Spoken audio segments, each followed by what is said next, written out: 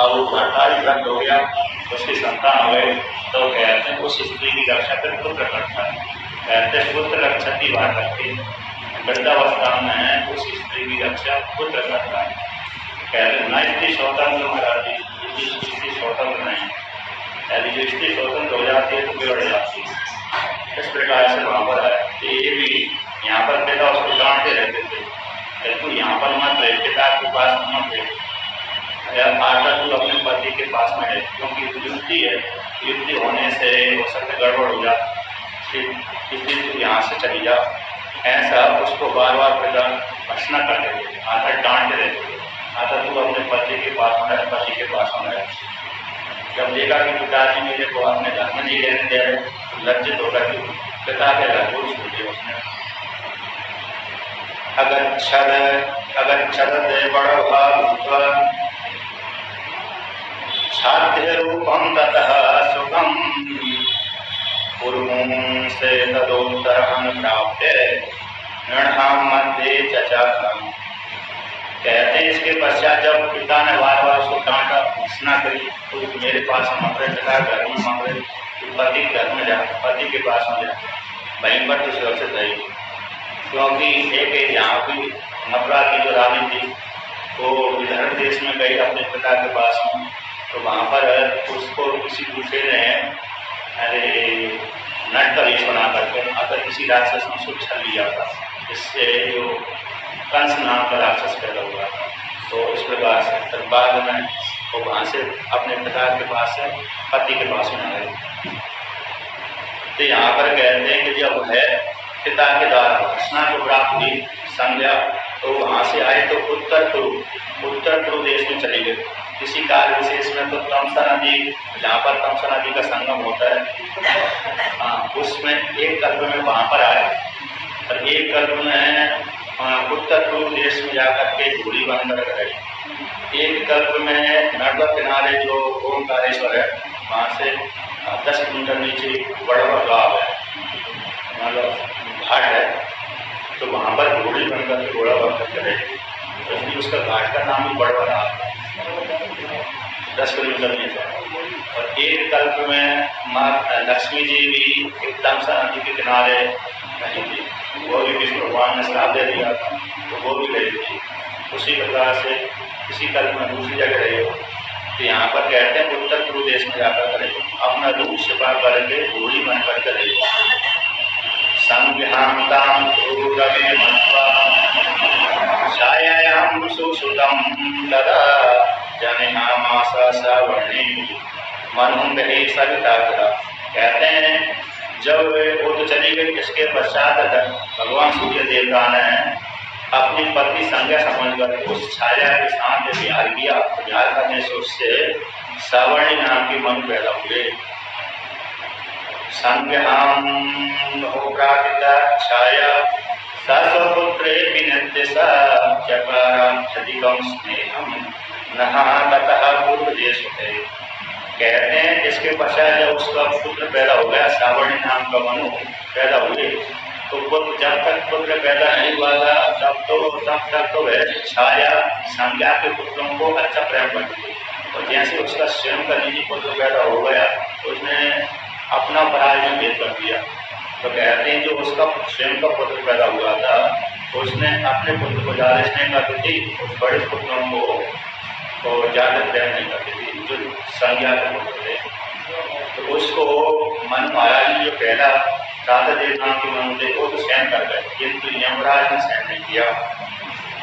अनुजश्चाक्षे मस्तु यमस्तम नैव चक्षुषे सहसरोषस्तु बाल्याच्च भाविनोर्णस्य गौरवात्। कहते हैं जब देखा कि यमराज ने देखा कि ये माता हमसे कितना प्रेम, जितना एक सबसे छोटे भाई से प्रेम करती है उतने हमको प्रेम नहीं करती, माता ये प्रेम में भेद करती है, सबसे छोटे से अधिक स्नेह करती है और हम लोगों से कम स्नेह करती है, जबकि माता को समान रूप से अपने पुत्र में प्रेम करना चाहिए, बिल्कुल तरफ प्रथम भाव से प्रेम करती है। ऐसा यमराज ने ज्ञान दिया उनकी। कहते जो बड़ा पुत्र था मनु महाराज, सावित्री नाम के मनु, वो तो उन्होंने सहन कर लिया, उन्होंने अपनी माता के ऊपर कोई क्रोध नहीं किया, किंतु यमराज ने थोड़ा क्रोध कर दिया।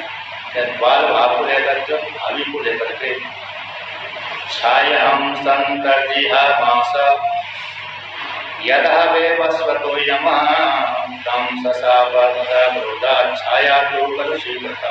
कहते हैं जब मेरे तरफ तम भाव दे करके यमराज ने माता के ऊपर पैर उठा दिया, यहाँ पर पैर उठाने की चर्चा नहीं है, दूसरे प्राणों मार दिए कि माता के ऊपर पैर उठा दिया मारने के लिए। तो जैसे देखा कि तो मेरे ऊपर पैर उठाया, उसने तुरंत श्राप दे दिया, जाओ तेरा पैर ही पिटाएगा। तो क्रोध से होकर के यहाँ पर माता उसको श्राप दे दिया।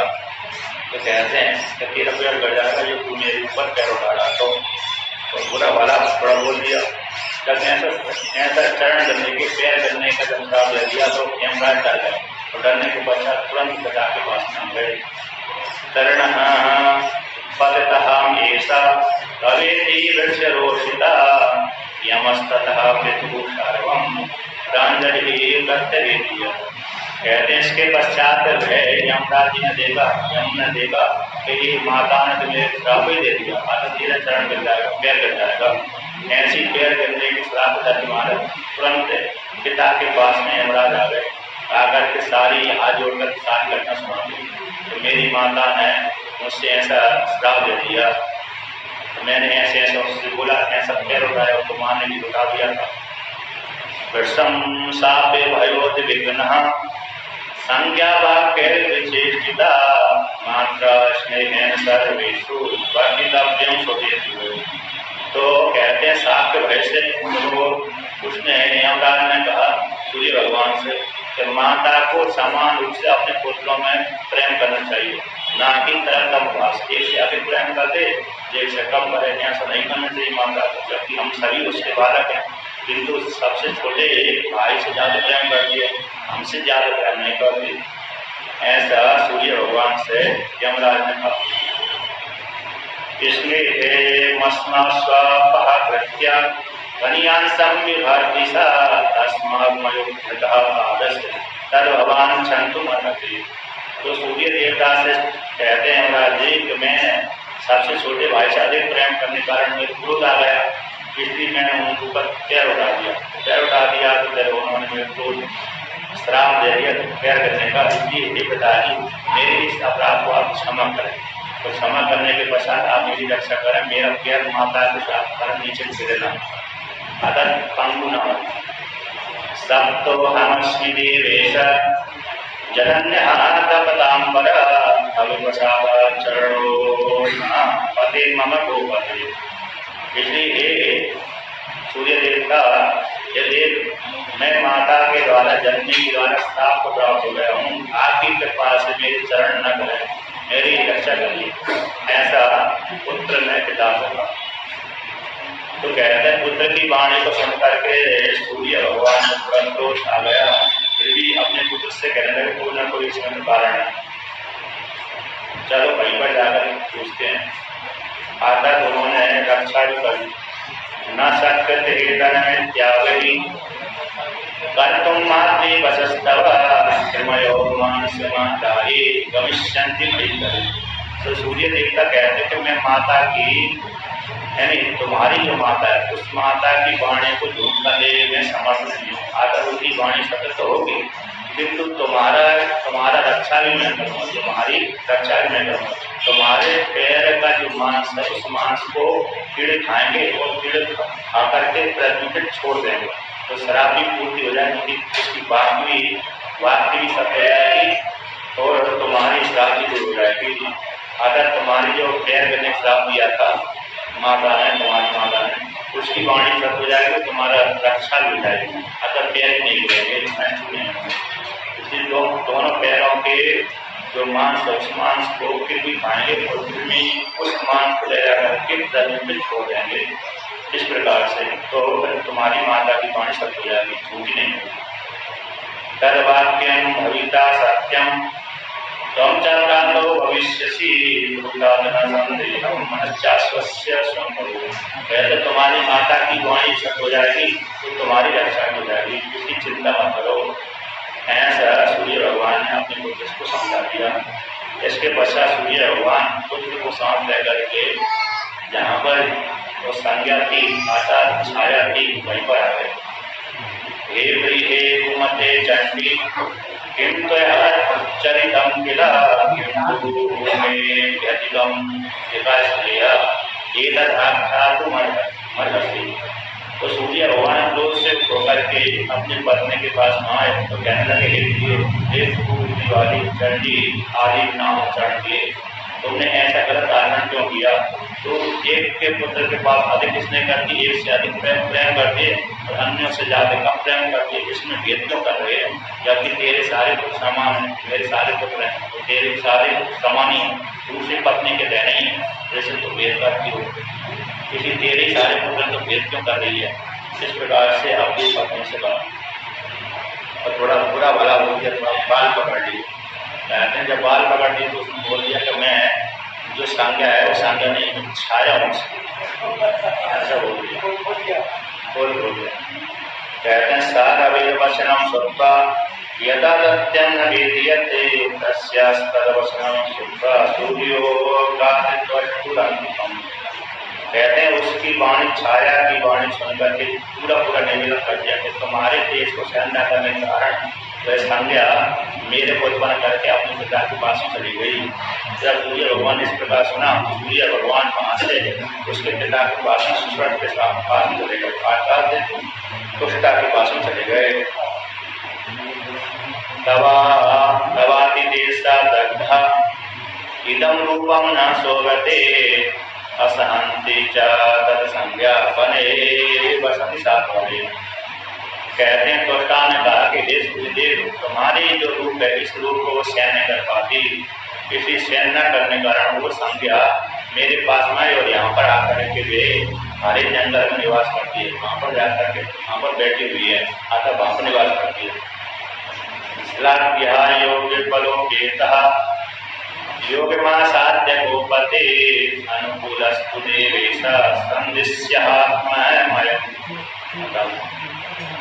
योग बल को आश्रय दे करके जो तुम्हारी पत्नी संज्ञा है, कहते उत्तर प्रदेश में निवास करती है, थोड़ी बन करके रहती है, इसलिए मैं तुमको कहते हैं उसके लिए प्रिय अगर तुमको सुंदर रूप बना सकता हूँ। आप मेरे को आज्ञा दीजिए तो मैं अपने योग बल के माध्यम से तुमको सुंदर बना दूँ, जिससे तुम्हारी पत्नी तुमसे अधिक प्रेम करने लगे और तुम्हारा जो गोल स्वरूप है उसको सीधा कर दूँ, उसकी आकृति वाला बना दूँ। इस प्रकार से सूर्य भगवान से त्वष्टा ने कहा अगर तुमको छोड़ा था वहाँ पर, यहाँ पर जब कहते छोड़ देने से तुम सुंदर आकृति वाले हो जाते। तो जब इस प्रकार से कहा तो सूर्य भगवान ने उसकी बात स्वीकार कर दिया, ठीक है आप मेरे को सुंदर बना दी। तो सुंदर बनने के चक्कर में उन्होंने अपने शरीर को छुड़वा दिया। यदि सुंदर बिगाड़ देते तो फिर नहीं छुड़वाते, कहते ये शरीर बिगड़ जाएगा ऐसा करने से, तो फिर नहीं करवाते। तो करते हैं ना सुंदर बनाने के लिए, तो वो सारा सुंदर बनाने के लिए यहाँ पर वर्णन।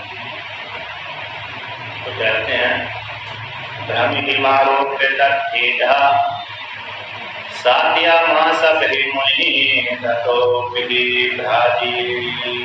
रूपम तेसा संकटन। इसके पश्चात सूर्य भगवान को त्वष्टा नाम जो ऋषि है, मुनि है, देवता भी है, उन्होंने क्या किया सूर्य भगवान को कुछ चक्का होता है ना, गाड़ी का चक्का पहिया कहते बेलमी जो घुमाने वाली बेलमी, उसको पकड़ दिया, रख कर पशुदा आदि से उनको छोड़ दिया। अगर जैसे लकड़ी काट ना छोड़ते हैं ऐसे, इधर एक लोहा रख इधर एक लोहा रख के बीच मोटर चला देते, मोटर की बात छोड़ देते हैं। उसी प्रकार से यहाँ पर गोल है पहिया था, वो पहिया को सूर्य भगवान को बिठा दिया और बिठाने के पश्चात गेंद के ऊपर बिठा कर वहाँ पर छोड़ दिया, उनके तेज को निकाल दिया, बहुत से तेज को निकाल दिया, जो सुंदर आकृति वाले ने बना दिया, थोड़ी बहुत कमी होगी तो पूरा निकाल दिया, तो सुंदर आकृति वाले के रूप में सिद्ध कर बना दिया। फिर कहते हैं देखे बहुत सुंदर करने लगे। कहते जो छोटा हुआ पुराना था वो कहाँ गया, सूर्य भगवान था गोल आकृति वाले थे थोड़े बार, कहते वो छोड़ दिया, उनको आधा तेज निकाल दिया, उनके शरीर से निकाल दिया, सुंदर आकृति बना दिया। तो जो बचा हुआ बुरादा कहाँ गया, कहते बचे हुए बुरादे को एक कल्प के अनुसार सुदर्शन चक्र बना दिया। इस प्रकार सूर्य भगवान के शरीर छूलन, सूर्य भगवान शरीर की छूलन है कहीं सुदर्शन चक्र एक कल्प के अनुसार तो शिव जी ने अपने पैरों से निर्माण किया और एक कल्प के अनुसार शिव जी ने अपने हृदय से सुदर्शन का निर्माण किया। तो अनेक कल्पों के अनुसार तो ये भविष्य पुराण के अनुसार इस बची हुई सूर्य भगवान की छूलन से सुदर्शन चक्र बना। तो कहते हैं तब जब सूर्य भगवान को सुंदर बना दिया तो सूर्य भगवान ने देखा कि मैं बहुत सुंदर हो गया। तो ऐसे सुंदर रूप को देखा सूर्य भगवान यहाँ पर उनकी पत्नी की संज्ञा वहीं पर चले उत्तर रूप के पास चले गए। कीर्तम कांतरम रूपम दक्ष सुभे कदा ततो योगमास्ताये स्वाम भार्याम विदर्श्य। कहते हैं त्वष्टा ऋषि ने त्वष्टा के द्वारा सूर्य भगवान को अच्छा सुंदर रूप प्रदान कर दिया गया। आधा 6 साल करके उनको सुंदर बनाया। जब बना दिया तो सूर्य भगवान ने देखा कि मैं तो बहुत सुंदर हो गया हूँ। इसके पश्चात सूर्य भगवान वहाँ से नमस्कार आदि करके प्रणाम करके जहाँ पर उनकी पत्नी थी वहाँ पर चले गए और वहाँ पर जाकर के उन्होंने अपनी पत्नी के साथ प्यार किया। घोड़ा बन करके अश्व और अश्वी बन करके क्योंकि अश्वी नदी वहाँ पर घोड़ी थी वो संज्ञा। उसी प्रकार सूर्य भगवान भी घोड़ा बनकर उसके साथ प्यार किया। उससे पहले अश्विनी कुमार नाम के 2 देवता पैदा हुए जो देवताओं के वैद्य कहलाते हैं। अश्विनी कुमार साथ 2 देवता जुड़वा पैदा हुए तो 2 रहते हैं साथ रहते हैं या संत कुमार सनक सनातन सनत कुमार 4 साथ रहते हैं। उसी प्रकार से अश्विनी कुमार भी साथ रहते हैं जुड़वा। इस प्रकार से वर्णन कर दिया और इस एक कथा पूरी हो गई। एक कथा पूरी हो जाने के पश्चात कहते हैं मनु महाराज के कहते हैं मनु के सूर्यवंश चंद्रवंश कहते हैं मन हो देवस्वतः शासन पुत्र गीता पश्चान छत्र धर्म परायण। कहते हैं मनु महाराज के 9 पुत्र उत्पन्न हुए थे तो सारे वीर थे बुद्धिमान थे छत्र धर्म परायण थे क्षत्रिय धर्म में पुत्र थे। इक्ष्वाकु शिवहीना भागौ दृष्टा सरयाति देवचा मनुष्यंतो भागा करुषश्चा कहते हैं इक्ष्वाकु शिवी का नाम बहुत अच्छा है। इक्ष्वाकु हो सकते जो शिवी जिन्होंने कबूतर आदि को जान दिया था वो भी हो सकता है दूसरे भी हो सकता है। महाभारत के जो शिवी हैं ये भी हो सकते हैं तो दूसरे भी हो सकते हैं। तो कहते हैं इक्ष्वाकु है शिवी है नाभाग नाम के अध्यक्ष हैं सरयाती है सरयाती की पुत्री सुकन्या हुई नरिष्यन्ते नाभाग हुए परस्वीर हुए ये 9 पुत्र। अकरोते पुत्र कामस्तु मुनिरिष्टिः प्रजापति अनुपन्नेषु पुत्रेषु तद्दृष्ट्या मुनि भोगव। कहते किसी काल में मनु महाराज ने जिस काल में ये 9 पुत्र पैदा नहीं हुए थे इससे पहले पुत्र प्राप्ति के लिए उन्होंने यज्ञ किया था। यानी पुत्र नहीं हुए 9 पुत्र हैं उनके। इन 9 पुत्र उत्पन्न होने से पहले जब पुत्र नहीं हुए थे तो उस काल में उन्होंने पुत्र प्राप्ति के लिए यज्ञ किया था। तो पुत्र प्राप्ति के लिए जो यज्ञ किया था वहाँ पर पुत्र तो नहीं उत्पन्न हुआ वहाँ पर स्त्री निकले कन्या पैदा हुए। जैसे इन्होंने द्रुपद राजा ने यज्ञ सिद्धि की आराधना करी तो पुत्र प्राप्ति के लिए आराधना करी। सिद्धि दर्शन भी दिया जब तुमको उनसे प्रार्थना करी तो भोलेनाथ मेरे को श्रेष्ठ पुत्र प्रदान करिए। तो सिद्धि ने कहा ठीक है मैं तुमको पुत्र देता हूँ पहले एक पुत्री पैदा हो तुम्हारे घर तो वो वही पुत्री बाद में पुत्र बन जाएगा। तो वही पहले शुरू में पुत्री पैदा हुई बालिका और बाद में जवानी विवाह हो जाने के पश्चात बालिका के साथ विवाह हुआ। विवाह हो जाने के पश्चात पुरुष बना शिकंडी कहलाया। शिकंडी नाम ही लगा था उसका शिकंडी नाम था। जब वो पुरुष बन गया तो शिकंडी नाम हो गया कहते हैं इस प्रकार से। तो उसी प्रकार से यहाँ पर इन्होंने पुत्र प्राप्ति के लिए यानी यज्ञ किया था किंतु उसके स्थान पर पत्नी की उनकी जो पत्नी थी उनको निमित्त उसकी गलती से उन्होंने बोल दिया मेरे पुत्र चाहिए एक कल्प में अरे इस प्रकार से पुत्र भी पैदा होते हैं। तो अनेक कल्पों की अधिकार है। यहाँ पर कहते हैं जो पुत्र प्राप्ति के लिए इच्छा करी थी उस काल में यज्ञ से वो पुत्र पैदा हुई। सारी दिव्यांबर धरा दिव्य वर्ण भूषिता दिव्य मिला जग के गई सुखा। तो यहाँ पर कहते हैं वह जो पुत्र के स्थान पर पुत्री पैदा हो गई उस यज्ञ से दिव्य अंबर धरा दिव्य भरण भूषण सुंदर अरे अंग धारण करने वाली भरण भूषण दिव्य आभूषण धारण करने वाली पीड़ा नाम की पीला और इड़ा दो नाम है उसके पीला अथवा इड़ा नाम की कन्या पैदा हुई।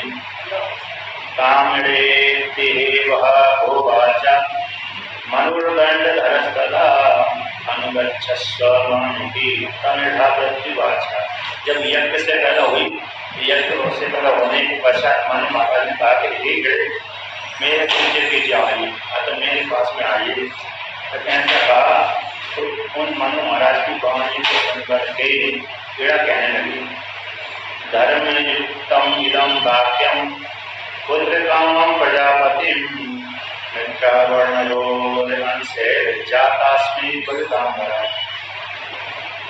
कहते हैं पुत्र की प्राप्ति की इच्छा से यज्ञ किया था। ऐसे प्रजापति जो मनु थे उन मनु की वाणी सुन करके वो बहबाली का कहने लगे कि मैं मित्रा और वरुण की अंश से पैदा हुई हूँ, इसलिए उन्होंने यज्ञ करवाया था। मित्रा और वरुण मुनि भी हैं, ये दोनों मुनि कहलाते हैं।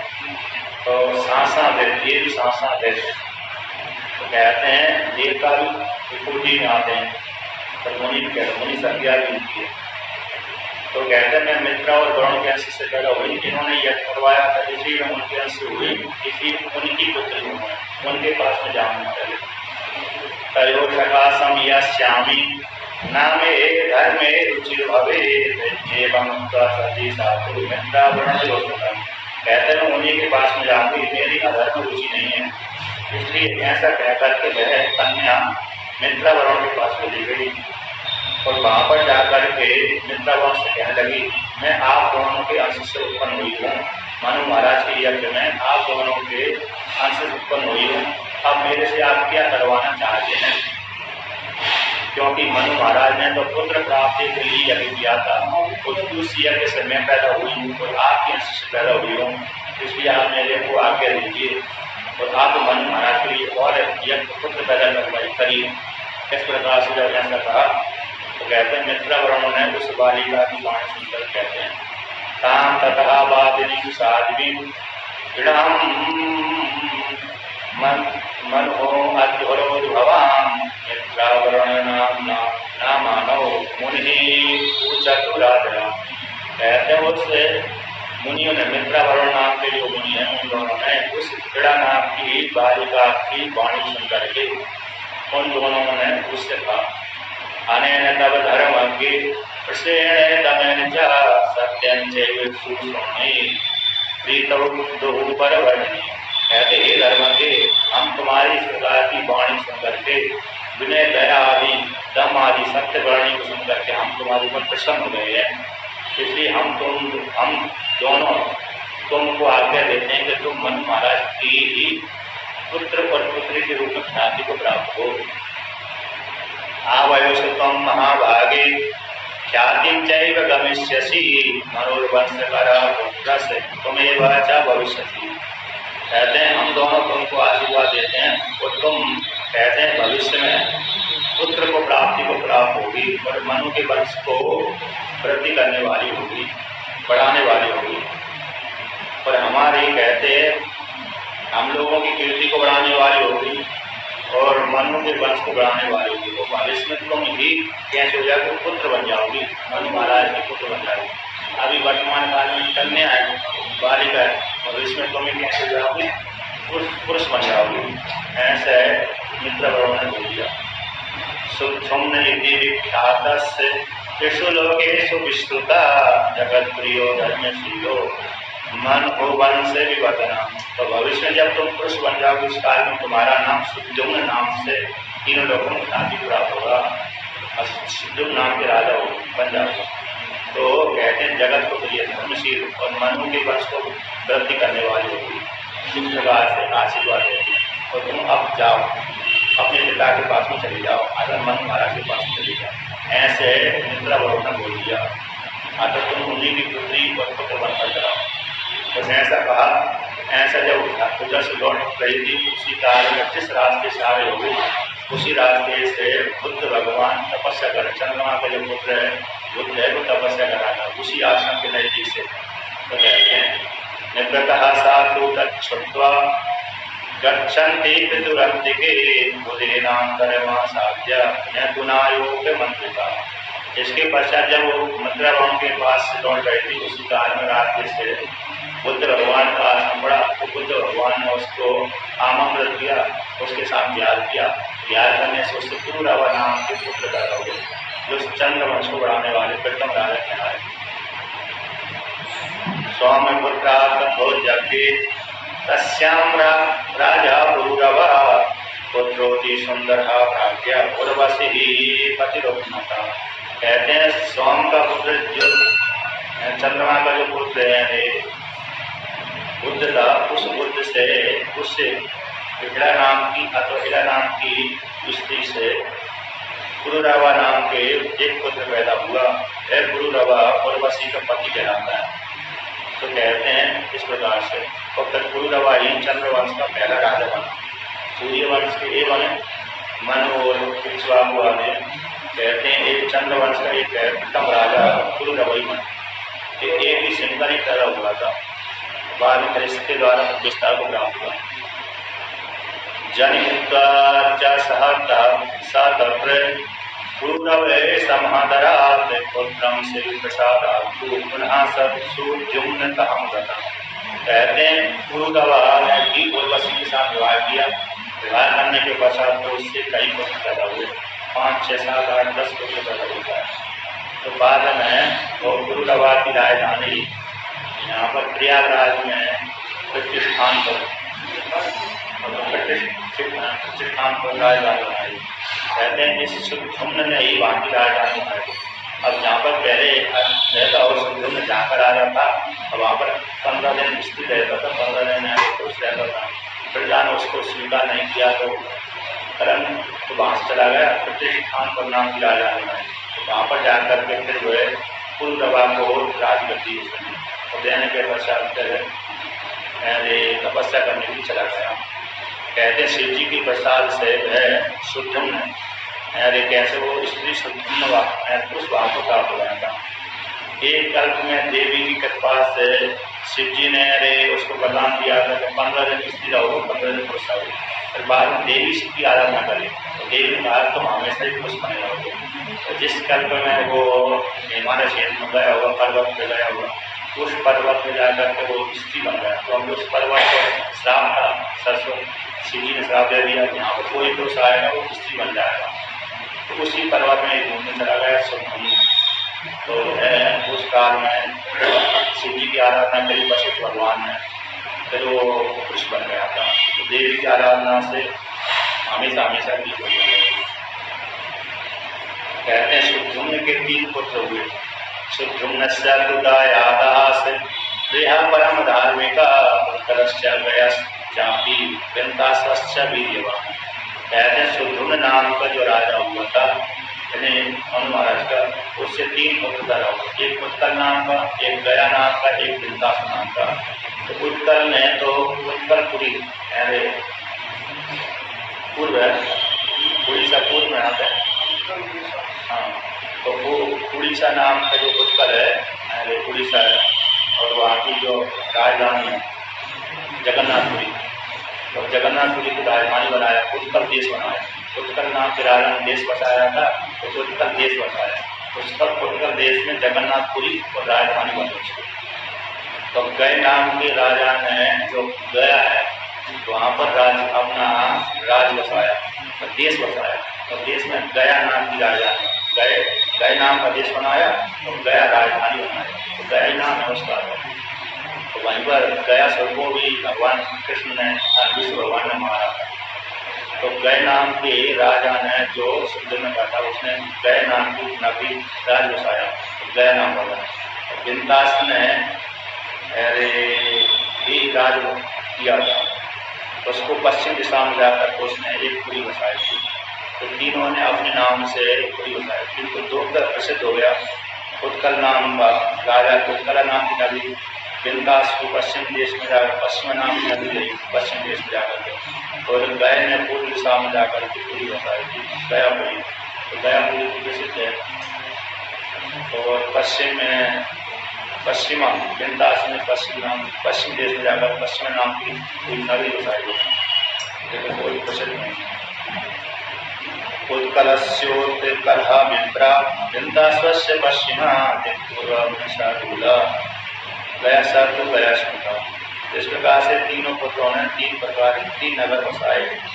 और यहाँ पर जिस ने जहाँ पर राज किया था प्रयागराज में, प्रतिष्ठानपुर में, वहाँ पर इन पुत्रों को राज गद्दी नहीं दी। तो वहाँ पर किसको बिठाया कि पुरुरवा को बिठाया था। तो पुरुरवा ने वहाँ पर राज किया था, वहाँ से चंद्रवंश का विस्तार हुआ था। प्रतिष्ठां धर्मराजस्य सुम्नो अतिदत्तो ददौ तदपुरवस्य राज्यं प्राप्य मायसा। कहते हैं प्रतिष्ठा नाम की जो नगरी है, उस नगरी को कहते हैं धर्म। वहाँ पर धर्म की स्थापना करी, वो धर्म की स्थापना करके प्रतिष्ठा नाम की नगरी बसा करके निर्माण करके वहाँ पर पुरुरवा नाम के पुत्र को राजगद्दी दी, और जो पुरुरवा ने वहाँ पर विस्तार किया। इस प्रकार से कहते हैं मान वो ही मुनि श्रेष्ठ स्त्री वंशोर लक्षण विभु नश्यंताक्षका पुत्र नवघस्य सुतो। कहते मनु का जो पुत्र तुमने तो स्त्री भी बना पुरुष भी बना। इस प्रकार से स्त्री को लक्षण वाला हुआ। और नश्यंत का पुत्र है वृक्षुमन, कहते नभग का पुत्र अम्बरीश हुआ। और बाल अम्बरीश नभग नाम के जो राजा हुए मनु महाराज के पुत्र थे, उनका नभग के अम्बरीश हुए। उनको कहते हैं बालक देश प्राप्त हुआ। सरियाती ने मिथुन संतान को उत्पन्न किया था। तो एक से आनंद पुत्र हुए, एक सुकन्या नाम की पुत्री हुई। सरियाती ने दो पुत्र उत्पन्न किए, दो जोड़ा पैदा हुआ, जुड़वा संतान पैदा हुई सरियाती से। तो एक कन्या एक पुत्र। तो कहते हैं कन्या का नाम सुकन्या हुआ और पुत्र का नाम आनट हुआ। एक आनट नाम का राजा जो सरियाती का पुत्र था, अरे वहाँ पर गुजरात में गया वर्तमान काल में। कहते अयोध्या जो द्वारका नगरी है, और द्वारका नगरी आनट देश में बसी हुई है। आनट देश में बसी हुई है, आनट देश में द्वारका नगरी बसी। वहाँ पर जाकर उसने अपने नाम से देश बसाया, तो आनट देश पड़ा। तो आनट देश में द्वारका नाम की कोई नगरी गई था। तो भगवान कृष्ण ने द्वारका नगरी बसाई अभी वर्तमान काल में। पहले वो देश आनट देश कहलाता था। उस पर रैवत नाम का पर्वत भी है, रैवत नाम का देश भी कहलाया। आनंद देश में रैवत पर्वत के ऊपर द्वारका नगरी बसी हुई है। तो कहते हैं वहाँ पर तो जो सुकन्या है तो च्यवन मुनि की पत्नी बनी। तो यहाँ पर वर्णन करते हैं पुत्र सुकन्या कन्या च यह पत्नी च्यवनस्य ही आनंदस्य हितायादो रैव्यो नाम सरेगा। कहते सुकन्या तो च्यवन मुनि की, ये च्यवन मुनि का आश्रम बहुत जगह है। बड़े सत्युग में पैदा हुए थे, कि बहुत उनकी आयु हुई थी। और नद किनारे भी एक इनका आश्रम है। ओंकारेश्वर से 3 किलोमीटर दूर है जनपद में। तो वहाँ पर कहते हैं इसके पश्चात आनंद का पुत्र हुआ रैव्य नाम का। उसका दूसरा नाम रैवत भी नाम पड़ा। कहते रैवत ने उसी आनंद देश में नगरी बसा करके, यानी वहाँ पर द्वारका में नगरी बसा करके राज किया था। रेवत पर्वत ऊपर नगरी बसाई थी। रैवत देश भी कहलाते हैं, आनंद देश भी कहलाते हैं। द्वारका नगरी की बाद में आनट विषय यस्य बुद्धि नाम स्थली महादिव्या सप्त बुद्धि मध्य सप्तमी। कहते हैं आनंद, इस आनंद के विषय में जो उसने पुरी का निर्माण किया तो उसका नाम कुशस्थली पड़ा। उस काल में आनंद देश हो गया, उसका पुत्र रैवत था, रैवत अथवा रैवत दोनों नाम है। उस आनंद ने कहते कुशस्थली नाम का राजधानी बताई। आनंद देश था, उसमें कुशस्थल की नाम की राजधानी बसी। तो उसी कुशस्थली नाम की राजधानी भविष्य में वो राज नष्ट हो गया था। नष्ट हो जाने के पश्चात राक्षसों ने, गंधर्वों ने उस राज को नष्ट कर दिया था। तो भविष्य में फिर भगवान श्री कृष्ण उसको द्वारका नगरी के नाम से, द्वारावती नाम से, बाद में कलयुग में द्वापर युग में आकर तो उसका नाम द्वारावती पड़ गया, द्वारका नाम पड़ गया। और जब उसका सतयुग में जो नाम था उसका उस स्थली था। तो जो आनंद ने बसाई थी और आनंद देश में आनंद तस्य पुत्र शतम द्वासीत सपुत्री ज्येष्ठ उत्तमा तेजस्वी सुबलाकारो धर्मिष्ठा ब्रह्म बालका। कहते रैवत के 100 पुत्र हुए। रैवत राजा का यानी आनंद राजा का, आनंद नाम का जो राजा था, सरियाती का पुत्र आनंद, उसका पुत्र रैवत हुआ। रैवी भी नाम है, रैवत भी। उस रैवत के 100 पुत्र हुए। उसमें से सबसे बड़ा ककुति नाम का ज्येष्ठ पुत्र हुआ। कहते हैं बड़ा बलवान था, धर्मिष्ठ था। और ब्राह्मण को ककुदेवी नस्तु संजाता रेवती नाम कन्या का